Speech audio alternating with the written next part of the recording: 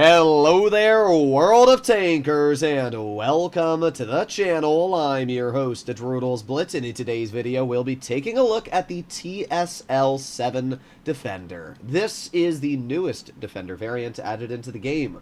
We already have the IS-3 Defender, T-28 Defender, AMX Defender, and Mark I Defender. So the question is, will this vehicle be better than those tanks, or should you stay very far away from it? I'm fairly confident this vehicle will be coming out into crates. I don't know because I'm recording this ahead of time, so yeah, that's what I'll say. In terms of money, it's the same opinion as always. If the crates have charms and you really want your hands on this vehicle and you know how much money it costs, then that's fully your decision. But I always recommend to wait until the second release if it's not that big of a deal, especially because, at least looking at this vehicle's statistics, it looks nothing crazy. It features a 3-shot autoloader. It has 225 damage per shot with a 3-second interclip. So that means in 6 seconds, it deals 675 damage. The penetration is 227 on the standard and 257 on the gold with calibrated. Decent penetration. It has 9 degrees of gun depression, which is very nice, and it's going to make this tank incredibly flexible. DPM is very solid at 2,150, especially for an autoloader. And that's because it has a quick 12.8 second magazine reload. The dispersion on this tank is alright at 0.321, and it has a decent 2.7 seconds of aiming time.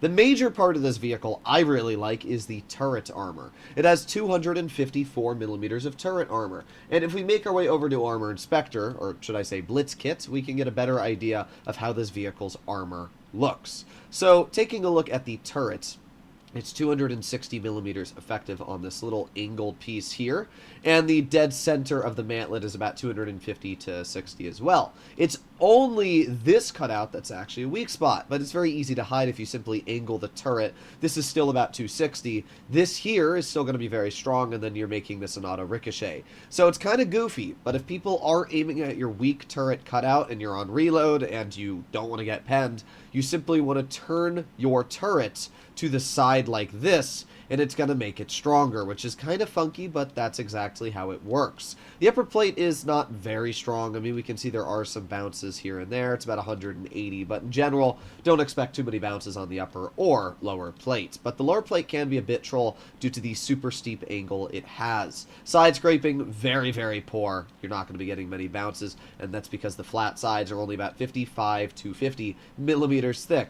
The rear of this tank is also only about 50, so it is prone to getting high explosive penned if you have the rear or even possibly the sides of the tank. However, frontally, especially with that turret armor, very strong. Now, it does say you can shoot it through the gun if you know where to aim, but I think that's kind of a goofy pen, and I don't know if I would mess around with that. And you can also pen it through the roof of the turret, as we can see, which is only about 120. But again, that's going to be a very tricky shot to hit, and I don't really think that's something that you're reliably going to be able to shoot at, especially because it doesn't really have hatches. So my best bets for shooting at this tank would be to load gold. Its turret's only about 260 thick, which means you will be able to cut through it with the majority of higher pen vehicles, and tier 9s are going to butter right through the turret in general. So I really don't think that's going to be too much of a problem.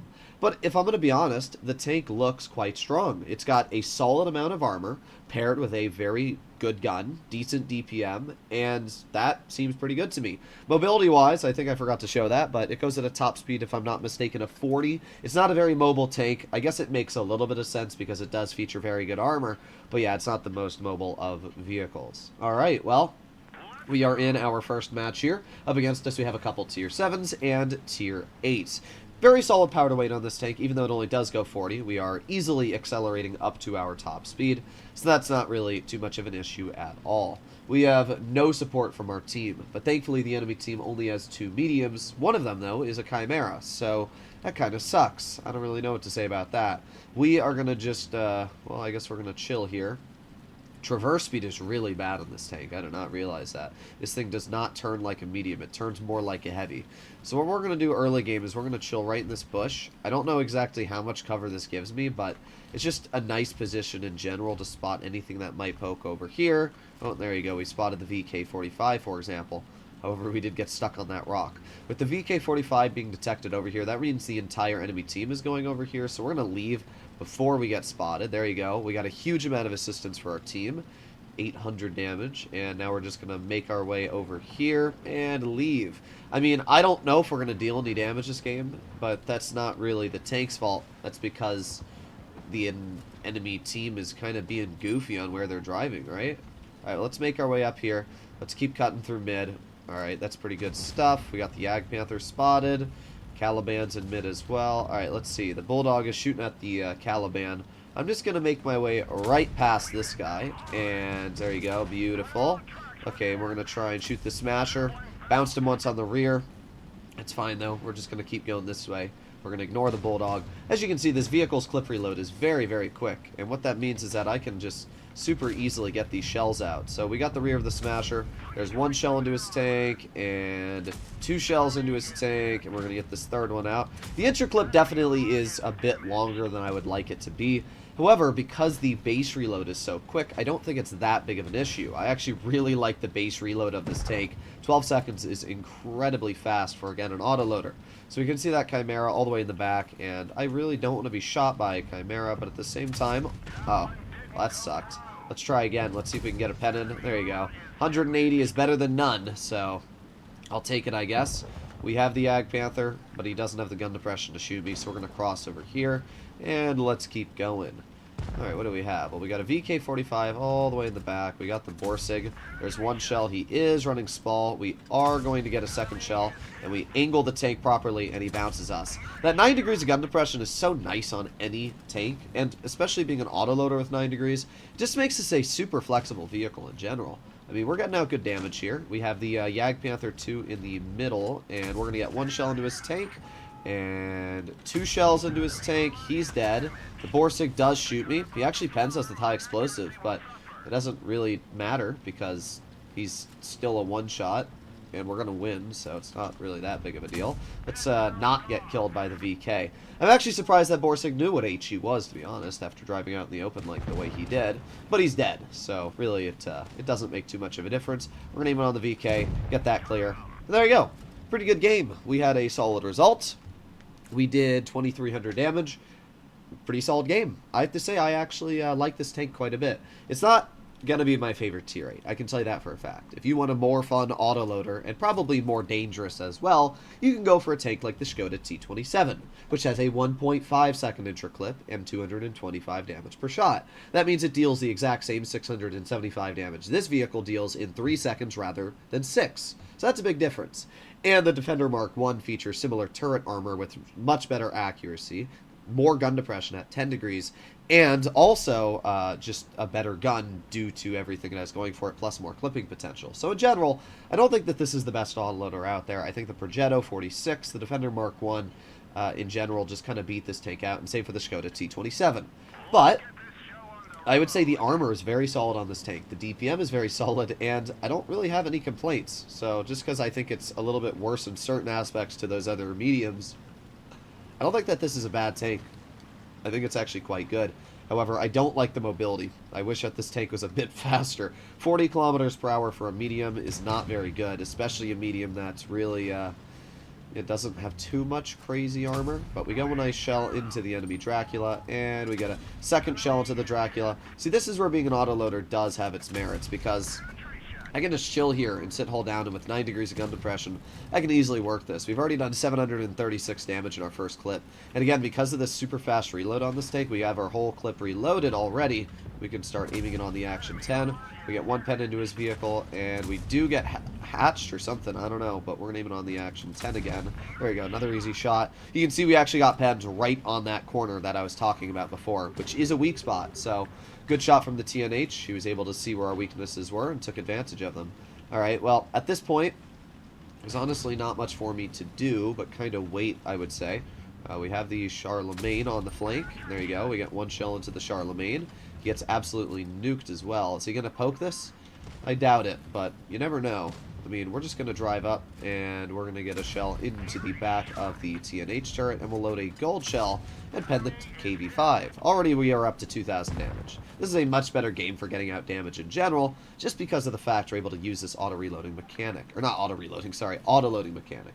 We have the TNH off to our side, but I don't really care. I'm going to be aiming it on the Charlemagne. We get 1 shell, we got 2 shells, and that brings what was a full health vehicle down quite a bit, I would definitely say. We're going to aim it on the hatch. There you go, again, right through that corner. That is a big weakness, like, I'm not going to lie. That's a big, big weak spot, and that TNH is not even slightly struggling to cut through it, so that is something you will have to keep in mind while driving this tank. I don't even really know how to fight this TNH because he's got such a better turret than me, but we'll see. I'm just gonna wait and see if he turns his vehicle or something like that. He does shoot. We still have the KV-5 in the back. We're just gonna drive up. We're gonna get 1 shell into his vehicle right there. We're gonna drive over. We're gonna get 2 shells into his tank. He bounces us, and we're gonna get 3. There you go. That is 600 hit points taken off of his vehicle, and it was a much better example of where you want to use an autoloader. I mean, we easily saw, oh look, we can just drive over and clip him out. We're gonna do that again here. We got a short reload, and we get another bounce. I don't know why bro's even doing this, because he's gonna kill himself, but there you go. He's dead. We're gonna put on our clip reload. We are already up to 3,500 damage. And we should be able to get a nice clip into this KV-5 if everything goes well. So yeah, this was a good game. At the end of the day, I really like this tank. I mean, Wargaming, as I said, did a decent job balancing it. The gun feels pretty good in terms of accuracy. Its DPM is more than enough, and I don't really have any complaints about this tank in general. So there's 1 shell, and let's get that final one out into the rear of his vehicle. 223. That puts us over 4,000 damage dealt this battle. So, closing thoughts about the the TSL-7 Defender. I think it's a pretty solid tank. I'd give it an 8 out of 10. It's not overpowered by any means, but it has a very solid gun, it has good DPM, and it's somewhat accurate. I didn't notice really any problems with the gun on dispersion or anything like that through the games we played.